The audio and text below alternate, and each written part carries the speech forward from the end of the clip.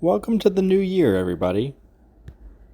I can't believe it, but it's almost been 2 years since I've started my metal 3D printing journey.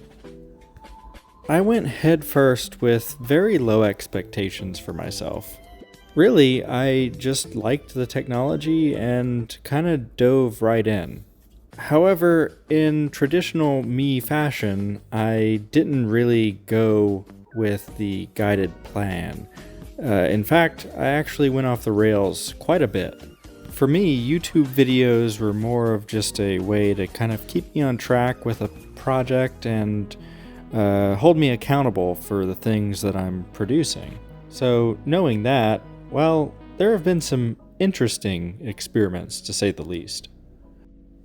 Even in the beginning, the whole concept of 3D printing metal just really fascinated me. So I wanted to learn every facet of the process, including the mold making for my own crucibles. I probably spent way too much time and money for any sane person, but I think the experience was valuable, and I actually have sold a couple of crucibles now to people, so that's interesting in itself. Never did I think that, this hobby of mine would turn out into a semi side business. So anyway, I guess if there's any lesson to be learned there, it's just kind of follow what you're interested in, and maybe it'll lead you somewhere. Through the progression of this journey, I've collected a few new tools and kind of learned what works and what doesn't work. When printing, you really need to reduce the friction, and with the cleanup process, you have to be able to reduce the scale off of the metal. Also, porosity is something that you really need to take into account whenever you're trying to design things. These Pyrex cups were something that I thought would hold water, but that wasn't true. Also, going off the rails sometimes can lead you to some really interesting results, and really just some interesting failures too. The last scene you saw was me dumping a bunch of steel powder and trying to use that as a refractory. Looking back at this now is just kind of humorous to me. So I guess, if anything, this is a good joke for present me, but past me thought this was a really genius idea. Hopefully you'll also see a little difference in my video editing. Although I think these jokes are really, really funny, they didn't seem to translate well. So if anything, for new YouTubers out there, I guess it's just trying to find the right way to edit your content in a way that's presentable and consumable to people. I can't say that I've actually done that yet, considering I'm still quite small.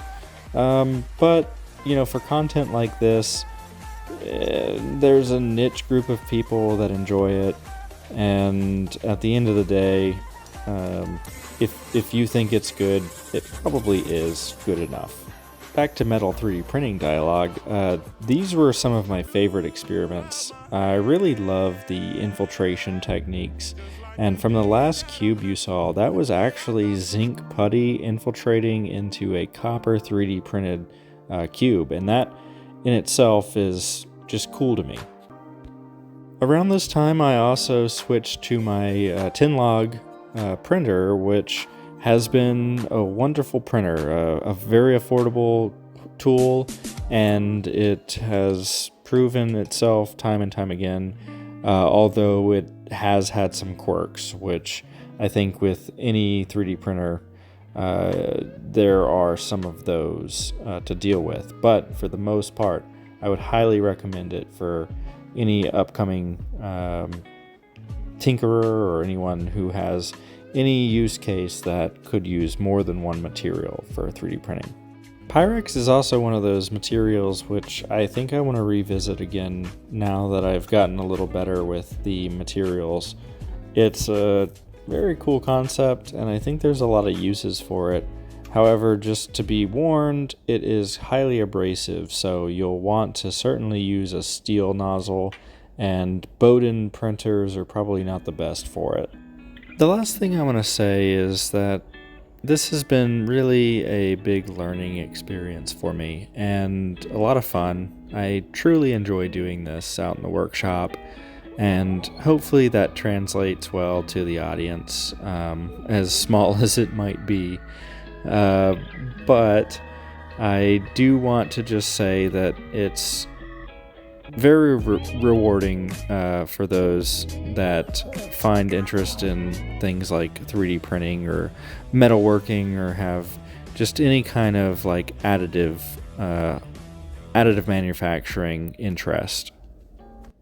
With that being said, this is just again a highlight reel of kind of the things that I've done over the past almost 2 years now, and hopefully you'll see a linear progression towards total novice into somewhat mediocre garage additive manufacturer. Everything that I show here is done at, well, the the most budget-friendly way that I can think of. So I hope that this is an approachable hobby for those out there, and potentially a maybe even a career for someone that has the right idea.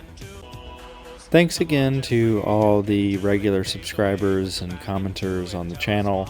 I really do appreciate it, and I read every comment, all 10 of them per video, and I really do try to improve the content here, while also improving the results that I'm showing, and hopefully anyone out there can learn something from either my failures, successes, or just have some kind of inspiration based off of something that I've shown or talked about. Okay, for real, that's the last bit of commentary that I'm going to say. For anyone that sticks around, here are highlights from the last 1.5 years of me doing this, and maybe some of you will have seen this when it published, and hopefully otherwise you'll learn something, or this will spark maybe an idea that somebody has out there. Anyway, cheers again, Happy New Year's, and hope to see you guys in the next video.